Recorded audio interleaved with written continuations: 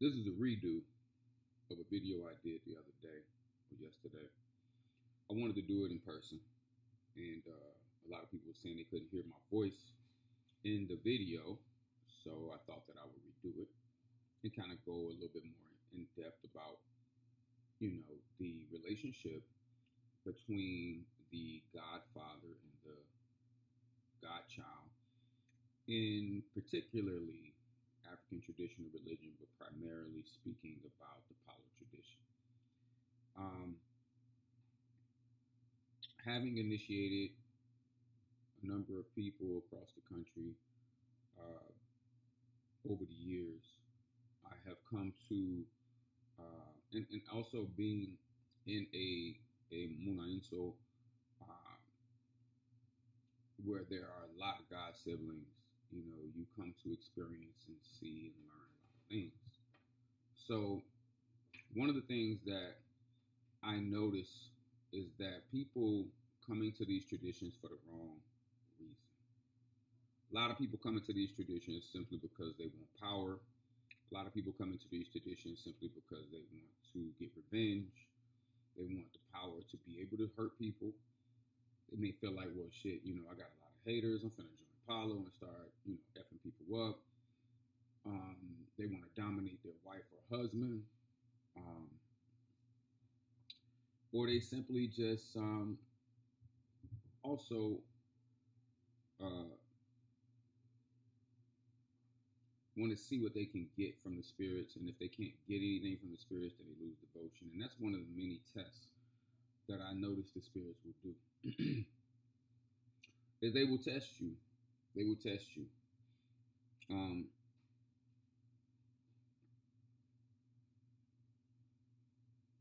Devotion is very big in these traditions. Everybody's not meant to be a priest or a priestess.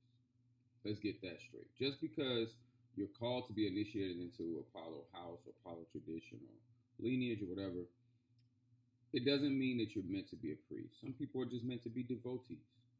They get initiated, they help and assist the padrino. They come and do small things for the spirits, but they're not actually working the tradition to like a priest or a priestess. They're not cleaning people. They're not doing divinations. They're not performing trabajos for people. They just basically come and tend to the spirits in a basic way in order to keep the protection of the spirits around them. They have no interest in being a priest or a priestess, and that's fine. That's fine. Everybody's not meant to be a priest or a priestess. But one of the things that people miss is that in this practice, your relationships to your Godfather is just as or more important than your relationship to the Ngangas or the spirits, because he's an extension of the Ngangas or the spirits. I've had some situations where people have, let me see, I'm going to speak on this one in particular because this is the most recent one. So, I know this sister in the community, you know what I mean? And in this particular situation, it really broke my heart to know that this person was moving like this. But it's cool. You know what I mean? You live and you learn. You can't help everybody. But and this is really the situation that kind of inspired me to even make this video in the first place. Okay. Um, because I think a lot of people got it twisted. A lot of people, are a little ahead of themselves. A lot of people are dealing with some psychosis that they bring into these traditions that end up leading them down the wrong path, and then they wonder why it's very hard for them to grow. Okay? People look at my situation, they come into my Munainso, and they look at my situation, and they're like, wow, I want it like this. And then, I want to be able to do this. But they don't understand all of the blood and the sweat and the tears that I had and the work that I had to put in to be able to manifest the things that I'm manifesting against a lot of the opposition that I have been up against over the years. It takes a lot of work, a lot of dedication, a lot of devotion. And one thing I've never done was I've never spoke bad about my godfather in any way, shape, or form.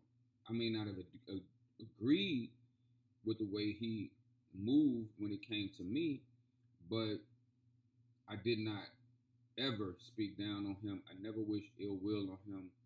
I always wanted to just help him and assist him the best I could from where I am, him being in Chicago, me being in Georgia. But I never, ever, ever spoke down on him. Never. I would never speak down on him in no way, shape, or form. I don't care what he do. I would not speak down on him. And one of the things that I noticed is that people who do not understand the culture and the tradition of Palo don't really understand that it's a very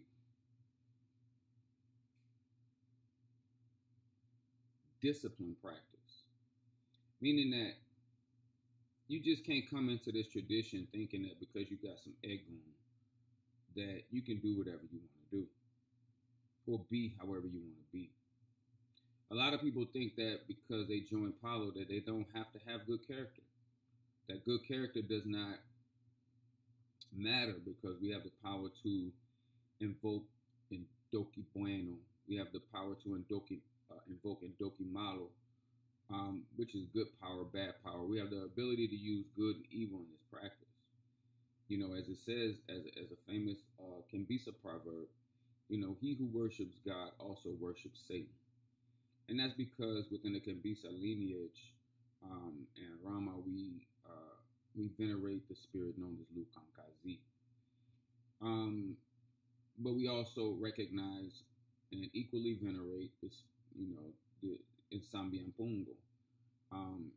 So it's a very balanced practice. It's very balanced, and it's all about how you work the spirits. It has nothing to do with the nature of it. Just because you have or work with Lukankazi does not make you evil. It just means that you are working with that energy, maybe in a healthy way, in a holistic way for spiritual protection versus, let's say, defensively versus offensively, where some people may use him and work with him in a very offensive way. So,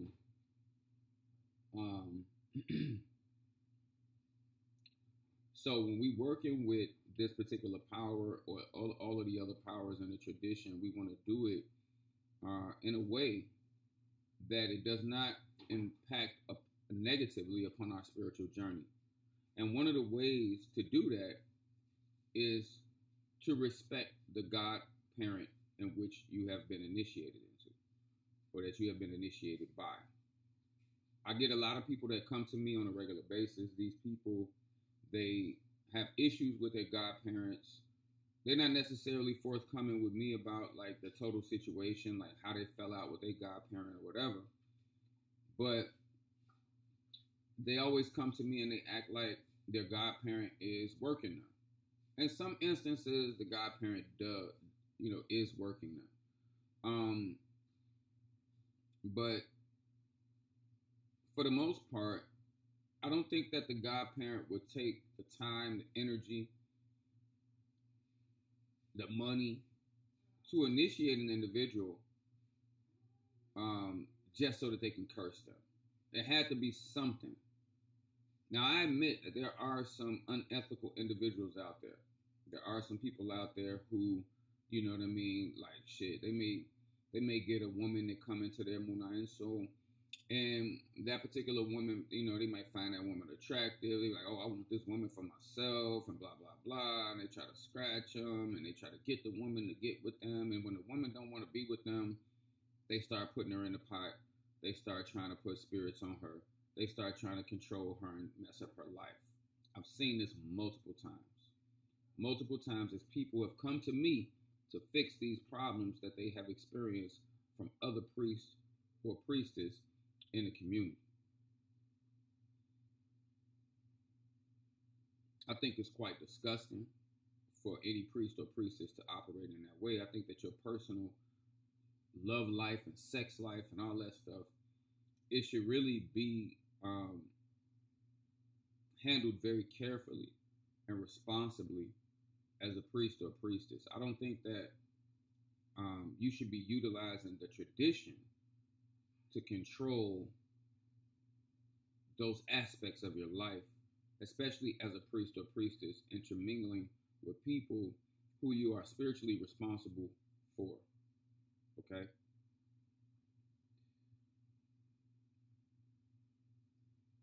I've had those type of situations manifest around me, and the disrespect that comes when a person feels as though they have a personal relationship with you, then automatically they don't feel the need to respect you as the priest or the priestess that you are. This is one of the reasons why it's taboo to operate in that manner, because it's hard for people, particularly women, based on my experience, to keep those things separate. Okay. So when priests, like the ones that I'm speaking about, perform works on people who come to them for spiritual help, they are not good for the most part. They're not good. And I've heard this from people. I've heard this about people who speak negatively about me. I've heard this about people who I don't even know. But I've heard all of these things about people in the community. I don't speak names. I don't speak down on other priests and priestesses because I don't feel like I have to. I don't have to do that to make myself seem relevant. I don't have to do that to make myself appear powerful or appear knowledgeable or appear legitimate or nothing. I mean, I've never had to do that, and I never will. I don't want to do that. You know what I mean? Because I feel like if you got to talk down on another priest, that's like a dude trying to talk to a woman, and he got to talk down on the other dude that liked the woman to make himself look better so he can get the woman. It's kind of weak to me. So for me to speak down on another priest, because I know for a fact you cannot fake being a tata. You cannot fake being a yai. There's no faking it. There's no illegitimate. This person's illegitimate and this is that shit don't exist. You cannot fake this. It cannot be faked. Okay? You may not have got initiated exactly the same way that brother or that sister over there got initiated, but it does not mean that your initiation is not relevant. You know? For example, a person in one house, they may make haram to Ensambi, they may make haram to Mpemba, and that's it. Where in another house, you may make haram to Ensambi, Mpemba, Tizo, Canabrava, Lucero, Mpaka. You may make haram to a lot of different things. You may make a pact with a lot of different aspects of that particular house. And just because you did not make haram to the same things that you made haram to, that a person may make to another, it does not mean that your initiation is illegitimate. What y'all gotta understand is that these people are trying to tell you that there are fake paleros out here. I don't think that there is a person out here stupid enough to try to practice palo without going through any initiation. I don't think that. Now, I'm not saying that their initiation was done right, okay? Because I have had some people, I've had a brother that just contacted me the other day. And this brother told me that he, that a tata scratched him over his nganga, and it was only the tata in the house. The tata scratched him by himself, nobody else in the house to assist with the initiation, no yayi there to give birth to anything, just the tata in him. And so when I asked him, was this done? No. Was this done? No. Was that done? No. And the things that I'm asking him are according to the regla di Congo. They're according to, you may have variations of the way things are done in each Muna Inzo. But as long as each Muna Inzo, as long as each Parino or Tata is working according to the regla, then he is moving in a legitimate fashion. This one may draw this female, sing this song or mambo. This one may draw this female or sing this mambo, because different houses have different females that they work with. Some tatas and females and things of that nature were handed down through that particular house from one tata to the next. That house is not going to know that female because that female was generated through the lineage over here. Okay? Or this mambo is something that's sacred to the people of this particular lineage, while this mambo is sacred to the people of this particular lineage. Doesn't mean that each person is wrong. It just means that they are operating or utilizing vibrations and energies, the same ones, but in a different way. Doesn't mean that they're wrong. There's no such thing. You cannot fake this stuff. You cannot fake this stuff. If a tata has a faulty nganga, and he scratches you over a faulty nganga, then you're going to see it in the manifestation of his life. Okay? You're going to be able to tell by the quality of his life whether or not his spirits are working for him. Okay? So these are things that you got to look out for. These are things you got to know when you're going in. Like, you got to know. If you know the regla, then you know what's legitimate and what's not. Regla is law. If you know the law of the Congo, then you know what's legitimate and what's not. If this person did not do this, and this. If they didn't do at least these 7 things, then your initiation is probably wrong. You probably got scratched wrong. Okay? Because certain things that certain people do in the Riado ceremony are not obligatory to keep the regla. They may add those things in to better officiate that particular initiation, maybe to make it stronger, to make it more solidified and so forth. But if they had not done that, that brother over there is not scratching people and performing that particular aspect of the Riado, then they're not, that don't mean that you're not scratched right. It don't mean you're not scratched right. One of the most important aspects of the Riado is presenting the Minga before the Nganga. All of the things that go before that part of presenting the Minga before the Nganga, all of the things that happen before it, and I'm trying to do this without revealing any secrets, but all of the things that happen before the Minga is presented before the Nganga are all of the things that you're communicating to the Nganga that this person intends to do, so that when you put the Masango inside of the Nganga and that pack is solidified, the Nganga knows exactly how this person is supposed to move and operate in this particular Munaenso, in this particular lineage and run. The ritual involved before presenting the Minga is the communication with the spirit of what the spirit is to do with the Minga. This is what you have to do with this person's essence, because they have communicated it through the entire ritual, which was performed before I gave you the Minga. It's common sense. All you got to do is look at the ritual and you can see what you're actually doing. Okay? So certain things must be communicated according to the regla for your initiation to be legitimate. So I don't go around telling people, oh, this one's fake, that one's fake, he's a scammer. I don't do that. I don't do shit like that. Case in point, let me show you how real spirit is. A brother was watching me on YouTube 2 years ago. He was watching me on YouTube.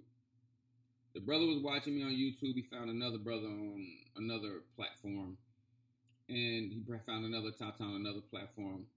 And told that brother that he was watching my videos. Immediately, that brother who I don't know, the other Tata I don't know, told him I was fake and I was a scammer. Probably because he was believing some lies and slander he saw on Facebook from another Tata who likes to slander me for the last 7, 8 years. Just make up shit. Oh, he's not legitimate. He's a complete fraud. Everybody's after him. He's going to jail. He's a sex trafficker. He's a rapist. Blah, blah, blah. Nobody believes none of that shit, bro. You've been saying that shit for 8 years. But clearly, this other Tata on the other platform was believing whatever he saw on Facebook, right? Or whatever he saw on the internet about me, okay? So he immediately told the brother he's fake, right? So the brother stopped watching my videos. He believed it too. He's like, well, fuck it. You know, this guy seems to be legitimate, so I'm going to listen to him. You know what I'm saying? And I've been communicating with him, and I get that. That's cool. But you know what God did? God brought that man right back to me. Because when he went to the guy that said that I was fake and I was a scammer, guess what? That guy couldn't help him. Okay? Proving that the guy couldn't help him because of the way that the relationship went down. Okay? So then the brother continues on his search, looking for a Tata. Right? He continues on his search looking for a Tata. He finds another Tata. Right? This particular Tata knows who I am. But this particular Tata had negative things to say about me as well. Okay? Come to find out, this particular Tata, how can I word this as not to reveal the characters of this story? This particular Tata was just moving in a very unethical way with this brother. And therefore, the brother felt like he did not receive what he was supposed to receive. And he did not like the energy of the brother that he was talking to because, or for whatever reason. So he continued to search, right? He continued to search, right? He goes into a botanica, and the lady in the botanica is very cool with me, right? Because I buy a lot of stuff from her over the years. We've developed a friendship of sorts. And she refers the brother to me. He says, do you know any legitimate Tata that I could, I can get in contact with? So she always refers me, right? So I get on the phone with the brother, and he like, yeah, man, I was watching this one brother's videos named Tata Midnight. He changed his name to Nebrotician or something like that. And I'm like, and he don't know he talking to me. And I'm like, brother, that's me. He didn't really catch what I said. I said, bro, you talking to the person. Because he was like, yo, man, he was like, yeah, they were saying he a scammer, he this and he that, and blah, blah, blah, and this and that. I said, bro, you talking to me. Right? And this brother really needed help, you know what I mean, in his situation, because he was feeling that empty void in the spirit that he really needed to get in contact with, with what he needed to get in contact with. And so he didn't have all of the money for the initiation. So I told him to give me a down payment on the initiation, and then I'll go ahead and facilitate the initiation, which we did, and it went it went perfectly. It was masterful. It was masterful. The brother is very pleased. He immediately started experiencing connection with the spirits. They immediately started revealing things to him. He's going to be very strong. He's going to be very good. I'm proud of him for making that decision and doing the right thing, which was best for him in his spiritual journey. Speaking of which, I'm going to check on him today. But he started with me, listened to all these clowns in the community, and spirit ended up leading him right back to me. Now, if that ain't his ego telling him, dude, we tried to tell you who to go to in the beginning, before you went on a whole roller coaster ride with these other clowns. We pointed you who to go to in the beginning. But he now realizes that, made his way right back to me, and I didn't have to do nothing. I didn't have to do anything. But that relationship between the godparent and the godchild is very important, because you have to consider that you're not only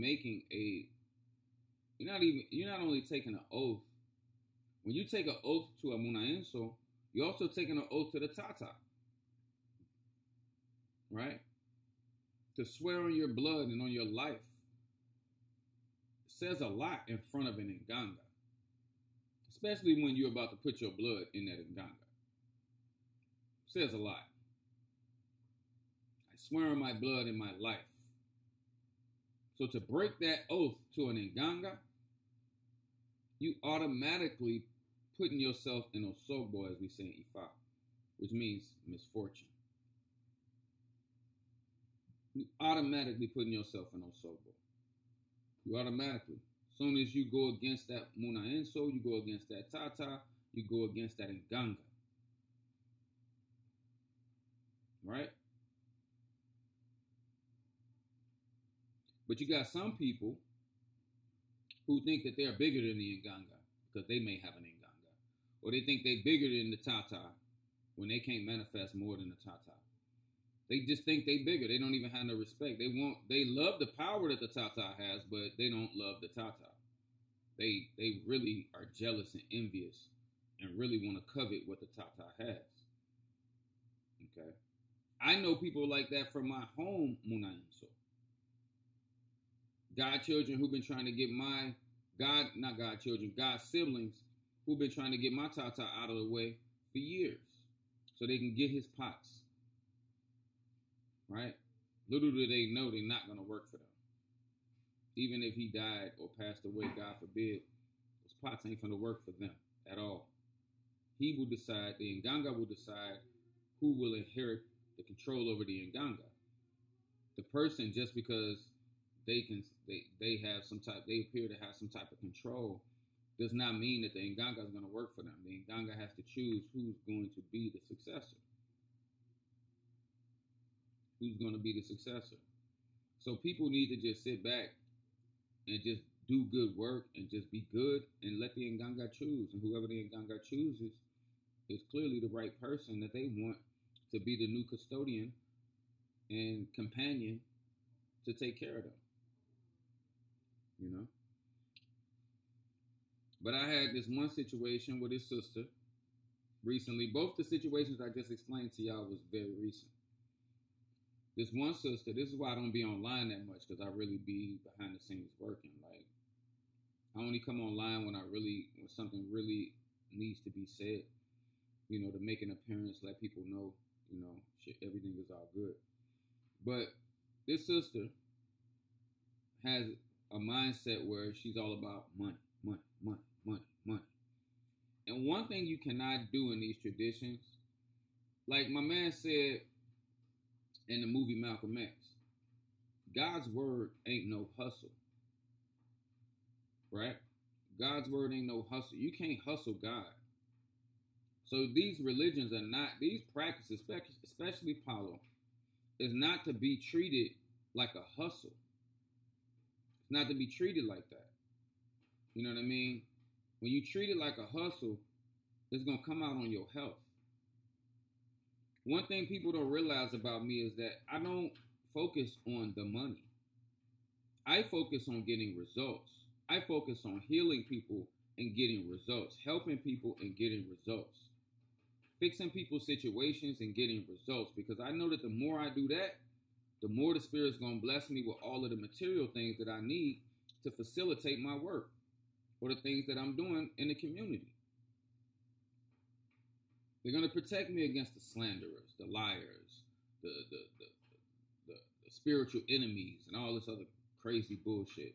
They're going to protect me against all of that because my heart is pure, because I'm always devoted, I always have faith, And I'm not out here trying to take nothing from anyone that I did not work for. That I did not work for. You got people out here who think that they can just do whatever they want to do. They want to utilize the tradition of Palo like it's selling weed or some shit. Like they transform it and they see it as a hustle. This girl thought that I was gonna teach her to make Lucero so she could start hustling Luceros. You see. Well, you could just teach me how to. No, I'm not teaching you how to do it. So you could be out here just making Luceros for anybody and selling them on the internet. No, not doing that. Not doing that. But this individual, right? This individual, I contacted this person. They popped up on my Instagram feed. So I said, let me see what this person on. You know what I mean? I hadn't spoke to them in a while, so they popped up on my feed. I wanted to see what they was on, just to see how things was going. See if maybe we can even, you know what I mean, do some work together or whatever. She expresses how she needed to get a lot of things done, how she's not cool with her previous Tata anymore, and she don't want to go to him no more. She don't want to ask him for nothing no more. And that's none of my business until it's my business. So I'm like, okay, cool. So she comes by the Munainso. We talk, we chop it up for a minute. And then eventually it was like, okay, well, I can't make anything for you because she's like, I want to get this pot, I want to get this, I want to get this, I want to get that. I'm like, okay, I can't really make nothing for you if you're not scratching me. So, so she gets scratched with me, right? Come to find out, some other people started to reveal to me some things that was said about me from her that was kind of sketchy. You know what I mean? Like the way she was talking about me was like, I'm getting those pots. So the plot began, right? The plot began. I'm not going to go into complete detail about what happened, but just know that this person who decided to side or work with one of my enemies, right, and showed me proof that they had communication with an enemy, and then all of a sudden, this girl comes into my Munaenso, disrespects me, disrespects my house, disrespects my other godchildren. And so Nsasi got on that ass to put her back in her place. And at that point, I knew she was going to do something treacherous. Next thing after that, I'm getting word from other godchildren that this woman is basically repeating the same things that the enemies and slanderers have been saying for years. She's telling the other godchildren and stuff, talking about, I'm not going to be here long.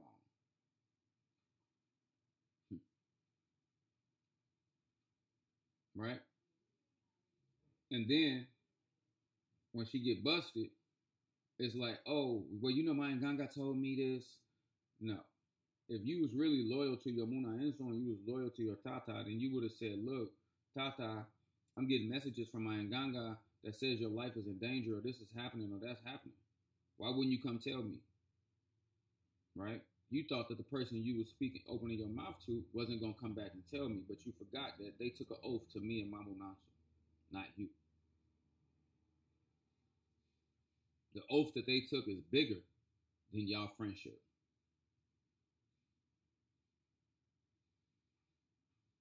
Right? Clearly, you don't understand that, even though you took the oath as well. So when I hear this, I know that this chick is plotting. And then I hear some other stuff about how she's telling everybody about how I got all these pots and how this and that and how, you know what I'm saying, my pots don't work for me, they work for her. And all of this other crazy nonsense. I can't trust nobody like that. And I'm not gonna trust nobody like that. Anybody that talk about me like that I'm gonna find out, and I'm not gonna trust you, and you're not welcome here no more. Period. You're not welcome here no more. But this is why people end up in senseless spiritual wars with elders, because they don't have the respect for the elder nor the spiritual forces in which the tradition is giving them license to work with. They don't have respect, not only for themselves, not only for the elders of the community, but also the spirits that these people want to initiate into so that they can work with them. It's really, and I feel like people that think like this need to just stay away from these practices before they get themselves hurt. How you gonna say my pot's not working for me, but clearly you know what I do and how I do it based on being over here. You know this is what I do. And you see that I'm manifesting exact all the shit that you want to manifest. I've already manifested for years now. You see the quality of my life, but my pots ain't working for me. And look, you don't even have a car.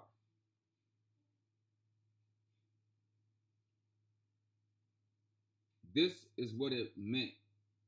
That it's better to be torn apart by 17 hyenas than to speak against badly of your godfather.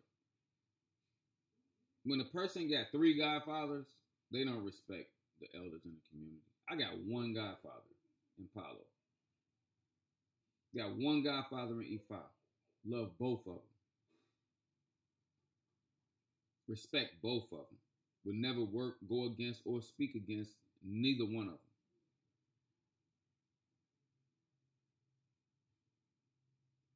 But you got people like this jumping from house to house. And I low-key told, I said, this your last chance. Working with me is your last chance. Your Egun is giving you one last chance. And all of the spirits in each Monanzo is going to test you, because they see that you just came from the other Monanzo. And you kind of turned your back on the last Monanzo. So why should Mind Gun got trust you if you betrayed the last Monanzo? But when you go around lying, trying to make it seem like it's the Tata's fault why things went south, but meanwhile, everywhere you go, there's always a fire, there's always chaos, there's always drama. Then you come to my house, I try to give you the benefit of the doubt, and what did you do? You see? So I'm telling y'all this because do not get in a relationship with a godfather, godparent, godmother, anything if you do not have respect for him or her. If you, come on, how you going to go initiate with somebody and then have motives and an agenda and plan? Man, come on, man. As if the spirits don't see you. As if they don't see your intentions and they can't read into your heart. You see? And then people like this learn very hard lessons because there is a particular ritual that a Tata can perform to remove a person from the house, and they don't even the people that's doing the stuff that they're doing. When you get kicked out of a Monanzo, it's just not about, oh, get out, don't never come back. It's a ritual, a ceremony that is performed to basically remove that person's initiation from the Nganga.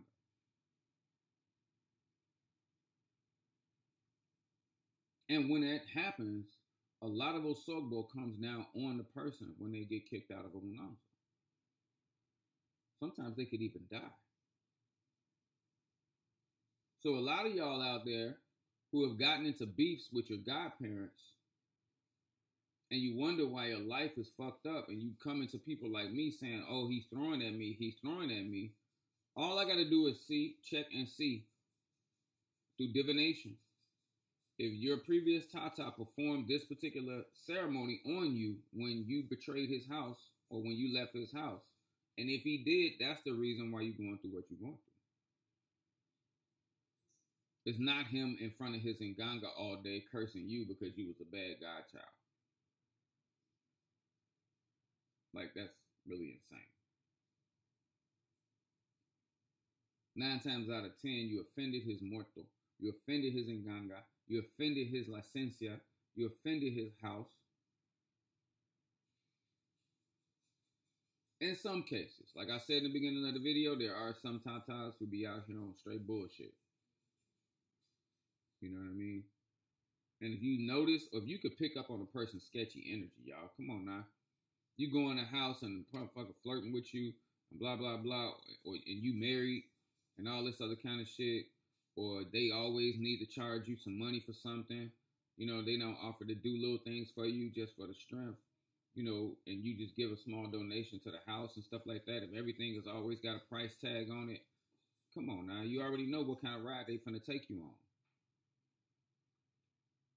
I tell my people, I'm like, shit, you can either come over here and learn how to do it yourself, or you can pay me to do it. You know what I mean? Once they scratched here, if they don't have time to come over here, you can pay me a small donation to do it for you, or you can come over here and learn how to do it yourself. I'll walk you through it. You know what I mean? On how to do it yourself. That's how you learn. You know? But this needed to be addressed because I'm noticing that this is going on a lot in the community. And I'm probably one of the only people, the English-speaking tatas online who are going to really explain this and let y'all know that this is not a game. And I solely believe in not revealing secrets of my house or my lineage or my tradition on the internet. So I'm really just speaking wisdom. I'm really just sharing wisdom with y'all. I'm not divulging any secrets. I'm hinting at certain things, but I'm not divulging any secrets. So, but you can tell, any Tata listening to me can tell I know what I'm talking about without divulging any secrets. So, y'all niggas, y'all really need to be careful. Y'all need to be careful out here, man. Do not get in a relationship in no monanzo if you are not ready to be devoted to that monanzo and to that tata for the rest of your life. And when I say devoted, I don't mean like a slave. But if you want to learn, then you're going to work. You're either going to pay for the knowledge or you're going to work for the knowledge. But you're going to work. Nonetheless, you're going to work. Nobody's obligated to just teach you anything. Well, my tata, he doesn't teach me anything. He don't have to teach you shit. To be honest. First of all, he got to see if he can even trust you. When the chick that I was just talking about came to my house and she sat in front of my Nganga, even after she was initiated, my Nganga told me don't teach her nothing. Because she a snake. And I did. I was in the process of talking to her about some things in divination, and then Muerto told me to shut up. Because all she's going to do is take that information right back to your enemy. And that was the last time she was ever in my house.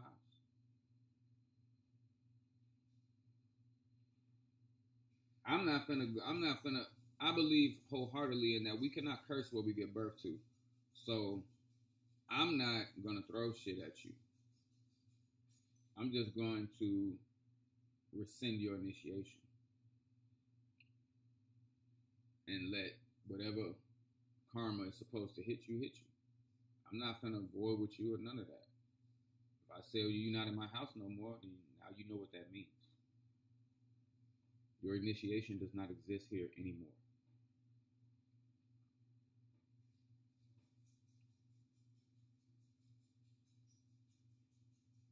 But if we hold each other accountable in all of these types of situations if we hold each other accountable, then these types of situations don't have to happen. You see? Because now for me, being a traditional Babalawo, I have the privilege now to go to my Ifa and ask my Ifa if I should initiate you. Because Ifa's words does not touch the floor, meaning Ifa does not lie. If Ifa says that I should not initiate you, whether into Palo or Ifa or anything, then it's not happening. If Ifa says it's in my destiny to initiate you, then I will. I don't care if you got the money in hand. If Ifa says no, then it's a no. You gotta go find another house. Because 9 times out of 10, you ain't right. And at first, after this one sister did what she did, that's when the Nganga told me to consult my Ifa, which lets me know that all of these spirits work together in the spiritual realm. I'm still seeing people online saying that I cannot work as a Tata because I have been initiated as a Babalawo. That is not true. Traditional Ifa does not even acknowledge Palo Mayombe. There is no restrictions in traditional Ifa, nowhere in their Odus that said you cannot practice Palo. It only exists in Lukumi traditions. If you want to practice Ifa and Palo separately but simultaneously, then get initiated into traditional Ifa. There are no restrictions. Unless an Odu, for whatever reason, says that this person cannot work with the spirits of the dead, they can only work with their Egun. This person cannot perform necromancy, they can only work with their Egun. That's the only time that something like that will pop up. They must work with the Egun and Orisha only. They cannot work with necromancy or spirits of the dead other than the Egun or something like that. And I'm just paraphrasing. I'm not even saying that something like that is in an Odu. I'm just paraphrasing. But unless it says something like that, then that's the only way in traditional Ifa that you would be like, okay, well, shit, Palo is working with the dead, so, I'm not going to try to dance around that. I can't work Palo. But I can work my Egun, and I can work with my Risha, and I can work with my Ifa. You see? But that has never popped up. Most Nigerians that I talk to don't really know what Palo Mayombe is. American Babalaos who have been initiated into Ifa, a traditional Ifa, they will know what Palo is, but the Nigerians that I know are not very familiar with the Palo tradition. You see? Because I asked my Babalao, could I still work Palo? And he was like, what is that? He didn't even know what it was to tell me no. That stuff, those restrictions only exist in the Lukumi lineages, not in traditional Isheshe Ifa. It does not exist. The only restriction that the traditional Ifa gives you once you become a Babalao is that you are not allowed to bow to any other priest in any other tradition. Because Ifa considers itself and his priests as the highest priest, because they are the keepers of the spirit of destiny. So, yeah, you all need to take these initiations very serious from now on. If you know you're not going to be a good person, if you know that at any given moment, if your Tata piss you off, that you're going to snake them, betray them, or do anything like that, then don't get scratched with that person. If you know, because I'm going to tell you right now, if I went in front of my Tata right now and he cursed me out like a little kid, I ain't finna snake him. I'm going to be like, oh, wait, Tata. I'm going to be like a little kid, because that's the type of respect that I got for him. I'm going to be like a little kid. He can cuss me the hell out. I'm a grown-ass man, big Tata. doing big things. And if I walked in front of that man, I'm a little kid. That's the type of respect that I got. If he cussed me out, I'm not gonna be like, "Oh, I got you, Padrino. I'm gonna get his ass. He ain't gonna be around soon," and all this other stupid shit. I'm not finna do none of that. I'm just gonna take the motherfucking tongue lashing and motherfucking do right the next time because of my respect for him. If you don't have that type of respect for your tata, do not go fuck with him. Don't go get initiated to his pots or nothing because you're gonna get yourself hurt. And on that note, I'm gonna bid y'all a farewell to the next video. Salam alaikum. Alaikum salam. Alafia.